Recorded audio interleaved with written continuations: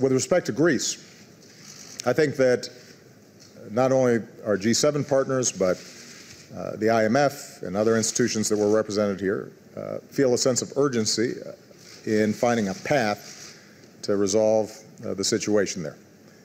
And what it's going to require is Greece being serious about making some important reforms, not only to satisfy creditors, but more platform whereby the Greek economy can start growing again and prosper.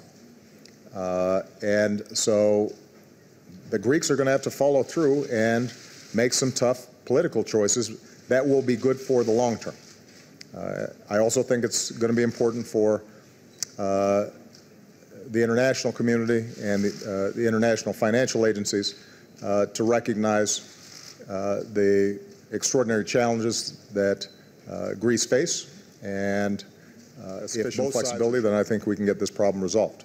But it will require some tough decisions for all involved, and we will continue to consult with all the parties involved to try to encourage that kind of outcome.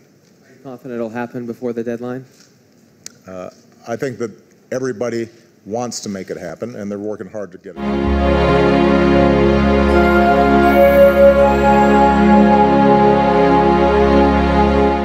Mr. President, thank you very much for taking time to talk to us. Thank you. You have just announced a drawdown of U.S. troops from Afghanistan. How should the Afghan people perceive this withdrawal? Well, I think what it signals is the success of the surge that we put in a year and a half ago. And it also signals the seriousness with which we take transition. In 2009, I announced that we would send an additional 30,000 troops in.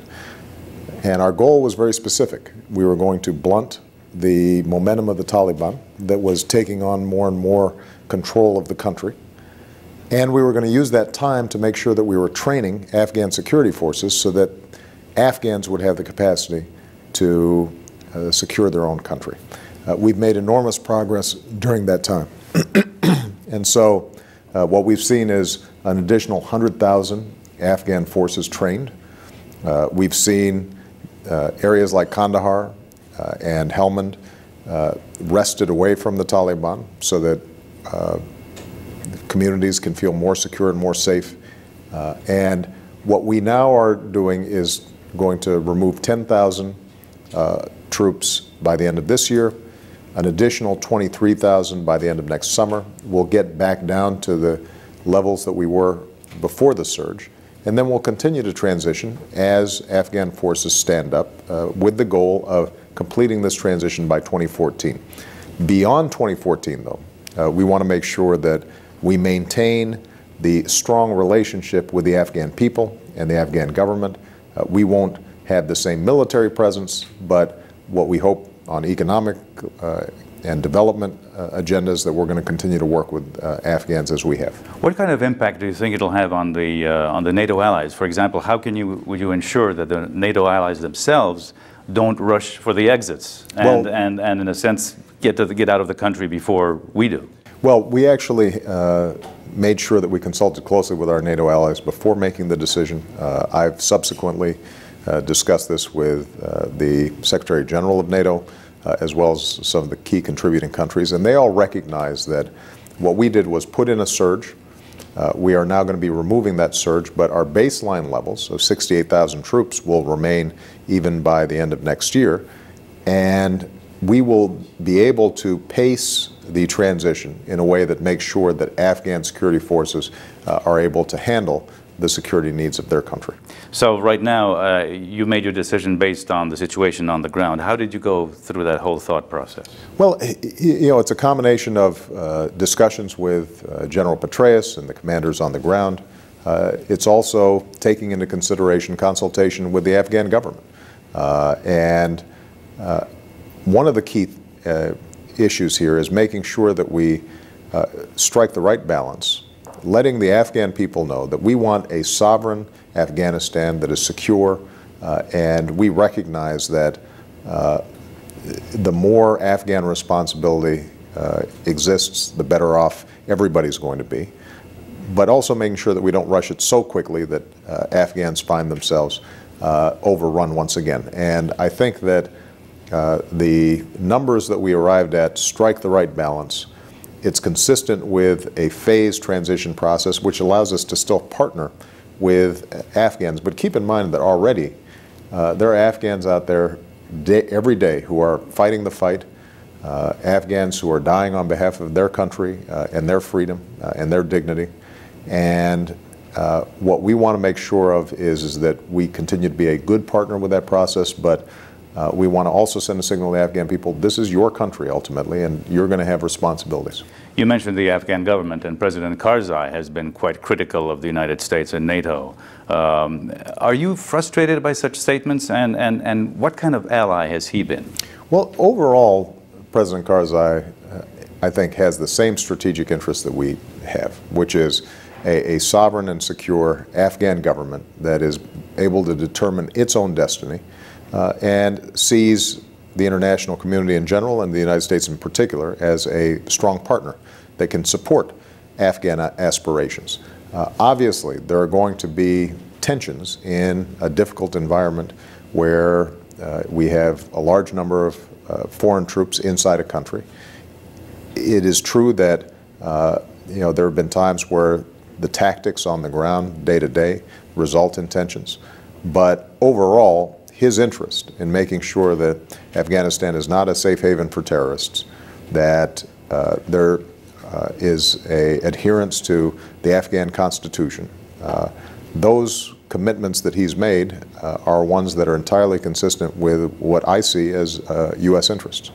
We've talked about the European allies, NATO, and as you know, there is a weariness of war fatigue in Europe. And do you sense the same war fatigue here? And what do you do to take care of such weariness? Well, look, there's no doubt of war in Afghanistan, that the toll in terms of lives lost and money spent is going to wear on people.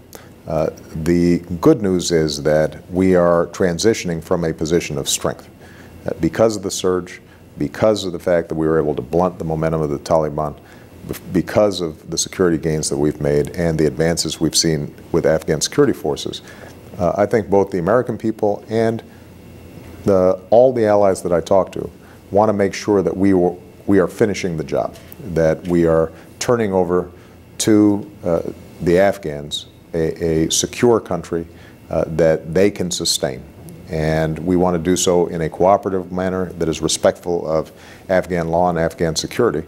But we also want to make sure that we don't abandon a cause that we invested very heavily in.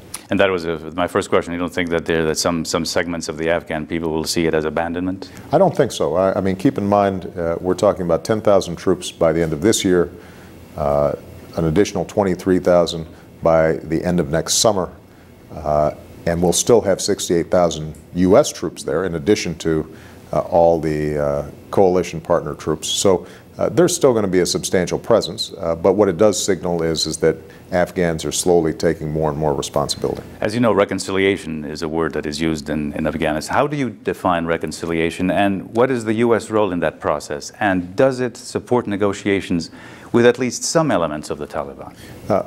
What we've said consistently is that there has to be a political settlement to bring about genuine peace in the region. But the terms of that political settlement are important, and we've been very clear in our criteria. We will encourage the Afghans, and we ourselves will talk to anybody, but they are going to have to break ties with al-Qaeda. They're going to have to pledge to abide by the Afghan Constitution, and they'll have to cease violence as a means of bringing about political power.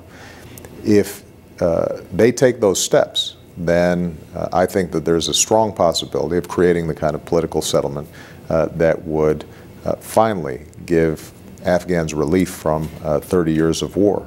But it's important that our military efforts continue to support these political efforts, and that means that the Taliban and others understand that they're not simply going to be able to outlast us, that we're going to be in a position to continue to put pressure on them to make sure that they come to the negotiating table with a spirit of observing Afghan constitutional law. Inevitably, when one talks about Afghanistan, one talks about Pakistan. And now that we're beginning the withdrawal from Afghanistan, has the focus now shifted on Pakistan? Well, I think the focus shifted to Pakistan, or at least my view 2 years ago was that you had to look at Afghanistan and Pakistan as part of a similar problem. That border region in which extremist elements had taken control and were providing al-Qaeda safe haven from which to launch attacks into Afghanistan, into Pakistan, and around the world. And so we've sought to strengthen cooperation with Pakistan. Obviously, that has created tensions as well, but overall, Pakistan has cooperated with us in our intelligence collection efforts, in striking at high-value targets within Pakistan. We think that no country has suffered more from terrorist attacks than Pakistan. And so this is entirely in their self-interest. And we think that Pakistan has a legitimate role to play as part of the reconciliation process. I know President Karzai in his travels to Islamabad agreed that Pakistan and Afghanistan, along with the United States, should create a core group that can try to discuss how we proceed in this process. But Pakistan has not only a responsibility, but also, I think, a deep interest in elements that are still in their territory. But it's quite clear that the relationship between the United States and Pakistan has cooled. How do you plan to repair that deteriorating relationship between Islamabad and Washington? Well, I think what's happened is that the relationship has become more honest over time, and that raises some differences that are real. And obviously, the operation to take out Osama bin Laden created additional tensions. But I had always been very clear to Pakistan that if we ever found him and had a shot, that we would take it. We think that if Pakistan recognizes the threat to its sovereignty that comes out of the extremists in its midst, that there's no reason why we can't work cooperatively to make sure that both U.S. security interests, Pakistani security interests, and Afghan security interests converge. Do you think that Pakistan has to play a greater role in against terrorism? Well, I think that Pakistan has always seen terrorism as either a problem for somebody else or have seen elements of the Taliban as a hedge in terms of their influence within Afghanistan. And what we've suggested to Pakistan is that not only does terrorism threaten Pakistan more than just about any other country, and not only does it strain its relations with its neighbors and with friends like the United States, but that if it is having a direct relationship with the Afghan government that is constructive, that there's no reason for them to see the Taliban as a hedge against Afghanistan. Instead, they should see the Afghan government as a partner that they can work with. Coming back to Afghanistan, do you think that the European allies should do more? Because that has been, as you know, some leitmotif of Secretary Gates, and especially in the last couple of weeks, very critical of what the Europeans and the NATO has been doing. Can they do, or should they do more? Well, I think the sacrifices that our European allies have made in Afghanistan have been extraordinary. I mean, if you look at the number of British troops who've suffered extraordinary casualties, if you look at the French, the Italians, the Dutch, all of whom have lost significant numbers of lives. If you look at many of the Central and Eastern European states who have substantial numbers, in some ways they're punching above their weight compared to their overall military strength. We've been very impressed with what they've been able to do. Now, what I think is true is that there are larger questions about where we go as the NATO role evolves and as all of us feel significant pressures on our military budgets. And I think Secretary Gates was speaking less about European participation in Afghanistan, which has been actually quite robust and sustained, but rather as we think about future operations and future capacity.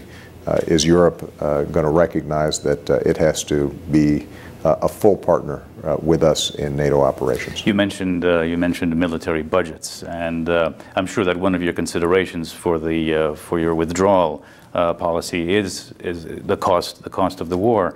And it's a broader question: is to what extent does the current budget crisis drive your foreign policy in terms of what the U.S. can and can't do? Well, you know, the truth is that these considerations were not based on budgetary strategy that I had laid out 18 months ago and that I wanted to make sure we abided by, because I had made a commitment to the American people that this surge would only last for 18 to 24 months. So first and foremost, it was driven by the strategic recognition that the only way for us to have a secure secure Afghanistan over the long term is to make sure that Afghans have capacity and that we can't patrol villages and police their streets. Ultimately, Afghans have to do that. Now, what is no doubt true is that the United States has carried an enormous burden financially from not only the Afghan war but the Iraq war. And one of the arguments that I made in talking to the American people about this drawdown is that our strength, our power, has always been based first and foremost on our own economic strength and prosperity. And we have to be more judicious in how we project power. That's good strategy. It's good for our national security. It happens also to be good for our budget. Mr. President, thank you for your time. I really enjoyed it. Thank you.